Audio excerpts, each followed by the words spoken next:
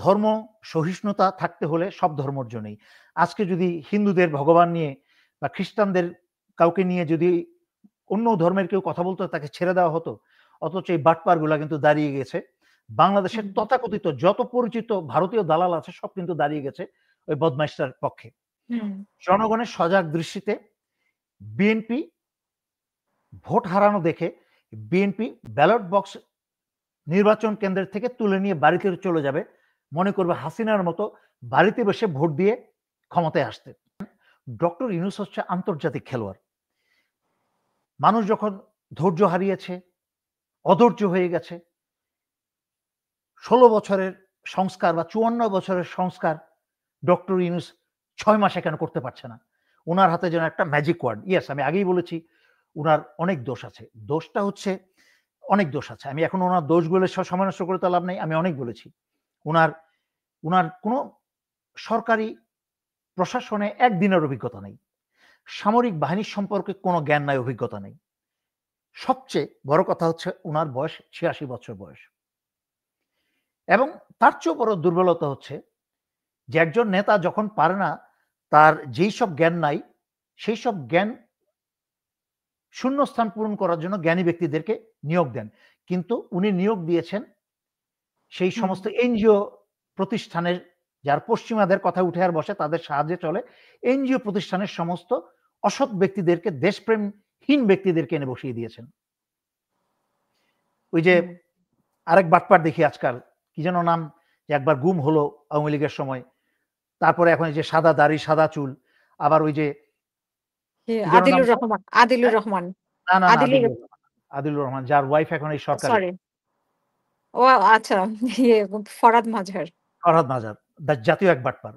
এখন ওই এক বয়াতি ইসলামকে অপমান করে, ধর্মকে অপমান করে, কি বলে, নাউজুবিল্লাহ, আস্তাগফিরুল্লাহ, আল্লাহর অপমান তো কেউ করতে পারবে না, যতই চেষ্টা করে নিজেরই ক্ষতি করছে। যাই হোক, হুম, তারপরেও ধর্ম সহিষ্ণুতা থাকতে হলে সব ধর্মর জন্যই।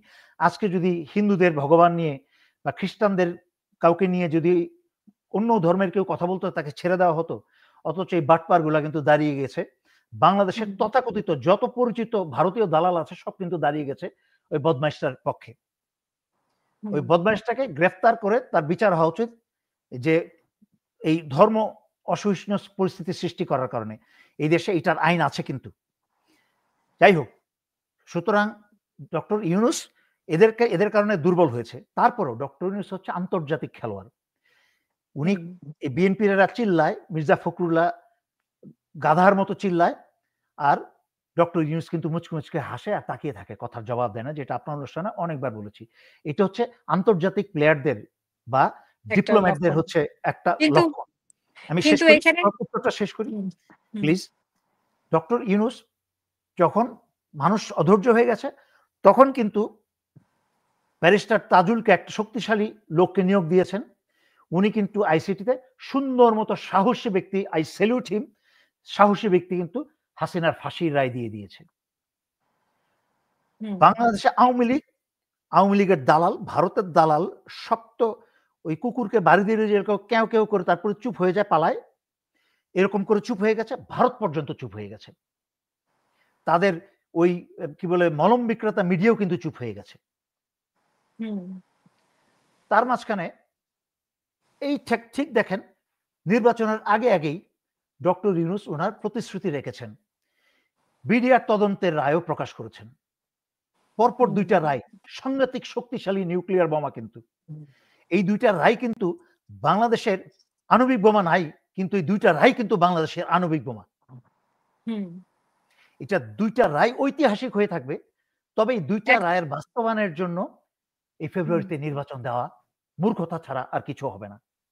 এবং আমার ধারণা যেটা, জনগণের চাপে এই কথাটা শেষ করি তাহলে পরিষ্কার হবে জনগণের কাছে। হুম, জনগণের সজাগ দৃষ্টিতে বিএনপি ভোট হারানো দেখে বিএনপি ব্যালট বক্স নির্বাচন কেন্দ্রের থেকে তুলে নিয়ে বাড়িতে চলে যাবে। মনে করবে হাসিনার মতো বাড়িতে বসে ভোট দিয়ে ক্ষমতায় আসবে। কোনো ব্যাপার না। ডক্টর ইউনূস তো পরের দিন জাতির উদ্দেশ্যে ভাষণ দিবেন। এরকম নির্বাচন গ্রহণযোগ্য নয়। আবার নির্বাচন হুম, হবে। আমি আশা হুম, করি ইনশাল্লাহ এই দেশের এবং এই দেশের স্বাধীনতার, এই দেশের জনগণের ভাগ্যের জন্য এমনটাই হওয়া উচিত। এই নির্বাচন বর্জন করা উচিত, বাতিল করা উচিত, যে কোনোভাবে এই নির্বাচন না হওয়া উচিত। এই দেশের স্বাধীনতা, সার্বভৌমত্ব এবং জনগণের স্বার্থে। এবং যেই ফাঁসির রায় হয়েছে হাসিনার এবং বিডিআর তদন্তের যে রায় হয়েছে, সেই রায়কে কার্যকর করতে হলে এই নির্বাচন হলে এই রায় কার্যকর কোনোদিন হবে না। আপনি নিশ্চিত লিখে রাখেন, আমি স্বাক্ষর করে দিব। যদি বিএনপি ক্ষমতায় আসে এই রায় কার্যকর করবে না। সালাউদ্দিন মানেই হচ্ছে ভারত সরকার, দেশ ধ্বংস হয়ে যাবে। তারেক রহমানকে আসতে দিবে না। যদি তারেক রহমান এই জন্য বেগম জিয়ার যদি আগামীকালকেও, ওনাকে তো বলেছি উনি ক্লিনিক্যালি ডেড, যদি আগামীকালকে বা পরশু বাধ্য হয়তো এক সময় সরকার বা কি বলে এটাকে যে যারা আছেন বা ঘোষণা করবে। বিএনপির উপর লেভেল নেতারাও জানে, এই জন্য মোদিও জেনে গেছে। মোদির চাকররা মোদিকে জানিয়ে দিয়েছে, উস্তাদ আপনি যা চাইছিলেন কাম হয়ে গেছে, বেগম জিয়ার নাই। তো সুতরাং মোদি এই জন্য এসে স্ট্যাটাস দিয়ে ফেলেছে। সো বিএনপি এবং মোদি যা চেয়েছিল তা হয়ে গেছে ইতিমধ্যে। কিন্তু আর বাকি সর্বনাশ এই দেশের এবং জনগণের বিরুদ্ধে হতে দেওয়া যাবে না। আমি কথা লম্বা করতে চাই না। তার জন্য আজকে এই দুটি রায়, একটা তদন্ত আর একটা হচ্ছে রায় সম্ভব হয়েছে আল্লাহর রহমতে সবার আগে। তারপরে হচ্ছে ডক্টর ইউনূস এবং ডক্টর ইউনূসের প্রতি জনসমর্থনের কারণে। এই নির্বাচনের উপর বাংলাদেশের জনগণের জনসমর্থন নাই। ফেব্রুয়ারিতে নির্বাচনের জন্য বাংলাদেশের সাধারণ জনগণের জনসমর্থন নাই। আপনাকে এটা বুঝতে হবে। এই জন্য গণভোটটা একদিনে না করে কমসে কম এই ডিসেম্বরের অর্ধেকের মাঝেই যদি ডক্টর ইউনূস এই দেশ এবং জনগণকে জ্বলন্ত আগুনে ছুঁড়ে না ফেলে দিতে চায়, তাহলে ডিসেম্বরের মাঝামাঝি মধ্যেই এই গণভোটটা হয়ে যাওয়া উচিত এবং তার উপর ভিত্তি করে এগিয়ে যাওয়া উচিত এই সরকারের।